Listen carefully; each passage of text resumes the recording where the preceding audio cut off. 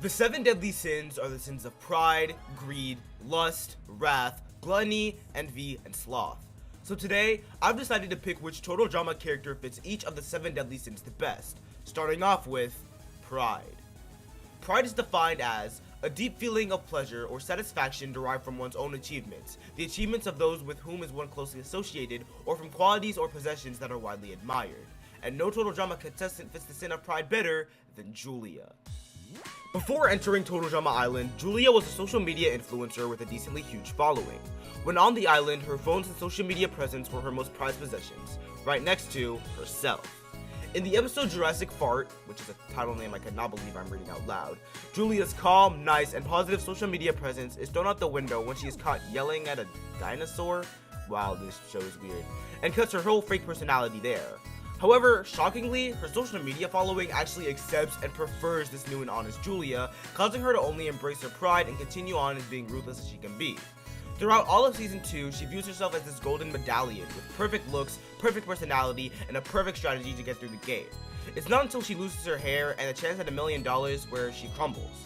Also, her worst fear is turning old, as that would remove any of her good physical qualities. Julia is very self-centric and only cares about herself, which is the opposite of the character that I chose for the sin of envy. Envy is defined as a feeling of discontented or resentful longing aroused by someone else's possessions, quality, or luck. A contestant constantly resentful of those around her is Courtney. Courtney's character has been through quite the roller coaster throughout the seasons, but the writers keep one thing consistent, and that's her often jealous nature of others. In the Total Drama Action episode, Get a Clue, Courtney feels threatened by Lindsay of all characters because of her ability to play along with the murder mystery challenge, and views Lindsay choosing Duncan to go with her for a reward challenge as a direct jab at Courtney. She also gets unreasonably upset when she is not rewarded a prize in that same challenge. Also in Total Drama Action, in the episode 2008 A Space Owen, we learned that Courtney used to be on a speech debate team, in which her partner bailed on her because she thought Courtney wasn't good enough. This in turn led Courtney to win all by herself, and I like to imagine this is where the root of all of her envious behaviors began. Courtney could not imagine anyone else being rewarded, gifted, or talented, like in Total Drama All-Stars where she is seriously spiteful of Zoe because of her athleticism and capabilities to hold her own in challenges. But nothing showcases Courtney's envious behaviors more than in Total Drama World Tour when Duncan and Gwen get together. Now, while in my opinion fairly warranted, Courtney spends her entire time remaining on the show targeting Gwen because Gwen took away something that was supposed to be her possession, Duncan. Even in Total Drama All-Stars, she spends the first half of the season resenting and hating Gwen because of the events in World Tour.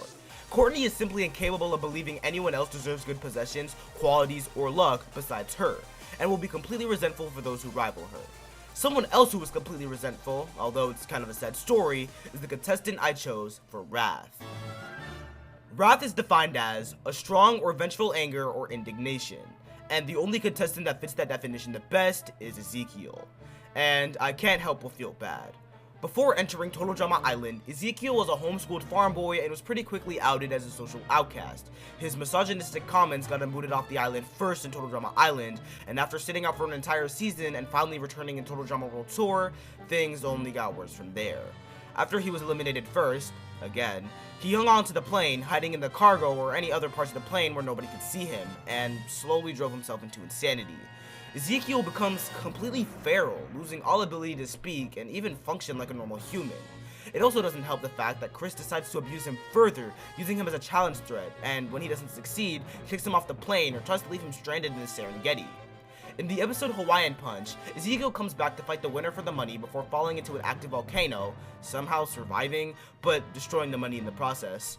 And in Total Drama Revenge of the Island, Ezekiel is treated as a toxic waste biohazard and is kept in a cave with so much radiation that anyone would die if they're longer than 15 minutes, and is treated even worse in Total Drama All-Stars. But all of that was enough for Ezekiel, because in the episode Zeke and Ye Shall Find, Ezekiel kidnaps Chris and tries to kill him by hanging him on a rope and luring him into a pool of toxic waste. While I understand Ezekiel's motivation, you really don't show more wrath than attempted murder, and if he wasn't a feral beast, he'd probably land himself in prison. Someone else who should be in prison, though, is the contestant that I chose for the sin of lust. Lust is defined as extreme craving for one's pleasure of the body, and originally I was gonna pick Duncan for this one because, yeah. But there's a contestant that I think should be facing several years in prison for sexual assault, harassment, and stalking charges, Sierra. Sierra is a Total Drama obsessed superfan that has a massive crush on the character Cody, and this in itself isn't that bad. Most fan bases have crazy obsessive fans that fantasize about falling in love with a character. This doesn't cause any harm because it's almost entirely behind some sort of screen. You're not actually there. But once that crazy obsessed superfan is in arm's length of the person she so heavily lusts over... Oh my gosh, Cody! I've dreamt of this moment, only you weren't wearing a shirt.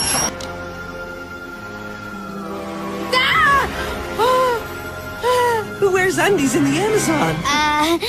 Could I borrow those glasses? Sierra, look, it's Cody, and I think he wants to strip. Poor honey. Quick, get out of those things, and that will help, I bet. Don't worry, Cody. I will restore your breathing and save your life. My breathing is just fucking... No, I can't breathe. I could honestly fill the rest of this section with more clips, but then that'd just be greedy of the viewer's attention span. Speaking of greed, greed is defined as intense and selfish desire for something, especially wealth, power, or food.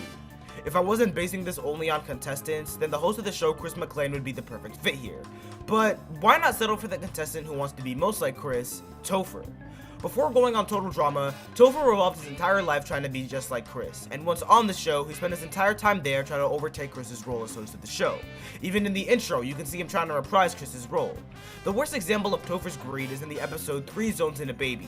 Topher believes he's talking on the phones with the show's producers, admitting to wanting to overtake Chris's hosting role of the show, and then tries to by the end of the episode, until it's revealed that the producers Topher believed he was talking to was actually just Chris the whole time.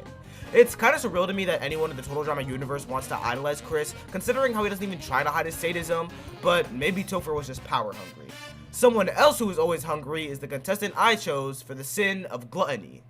Gluttony is defined as habitual greed or excess in eating, which is why I selected Millie, is what I wish I could say, but she isn't shown eating much in the show, so...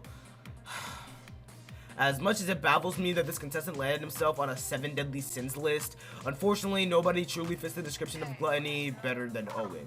I mean, over-excessive eating is a huge, no pun intended, part of Owen's character.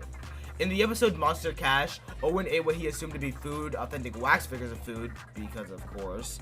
In the episode If You Can't Take the Heat, Owen custom teamed the challenge by eating all the food they had prepared. In the episode Chinese Fake Out, Owen actually isn't there because he was eliminated in the immediate previous episode. My guess as to why Owen got eliminated right before this is because this episode contains an eating challenge, which Owen would have an obvious advantage in. But honestly, other than excessive eating, Owen's fatness isn't a hindrance. Owen holds his own in athletic challenges and oftentimes uses his size to his advantage. So he's not lazy, which is something I can't say for the contestant I chose for the final sin, sloth. Sloth is defined as reluctance to work or make an effort, laziness. And this was by far the hardest one to pick. At first, I was gonna pick Noah, because in the episode Dodge Brawl, the whole reason why he's eliminated is because of his lack of contribution to the challenge, but he goes on to help his team in challenges in further seasons. I was also considering picking Chase because in the episode Taking It to the Rim Reaper, Chase refuses to partake in the challenge. But I wouldn't consider it Sloth because he didn't do the challenge so he could record an intro for his video, not because he was lazy. But I think a contestant who not only barely tries in challenges, if at all, but even when they do try in challenges, they fail hard. And no other contestant fits Sloth better than Sam. Sam is just pathetic. In Total Drama Revenge of the Island, Sam doesn't do anything of worth until episode 6, Runaway Model, in his elimination episode. And until then, Sam either does nothing in challenges, gets distracted by Dakota, or slows his team down. This is because Sam is a cool hip gamer who plays Guitar Band 9 on maximum rockness, and is too distracted by video games to do any real physical activity. In Total Drama All-Stars, Sam is even worse. How he's even considered an All-Star is beyond me, but he only proves he shouldn't have been considered one by how useless he is to his team. In the episode Evil Dread, Sam is the only contestant on his team to not contribute to finding the pieces to win the challenge. In Saving Private Leechball, Sam does nothing but stay in a cave during the challenge and is used as a human shield. And in the episode Food Fright, Sam successfully completes the challenge by eating all the food. Except he didn't because he was hiding food in his pockets the whole time, causing his team to lose the challenge. So truly, nobody fits the definition of sloth better than Sam. When writing this video, I was genuinely surprised at the lack of seasoned antagonists here. However, contestants like Heather and Alejandro didn't even make the list, which is surprising. If this video goes well, maybe I'll do one on the 7 heavenly virtues, but that's all for now. Don't forget to like and subscribe, and I'll catch you all in the next one.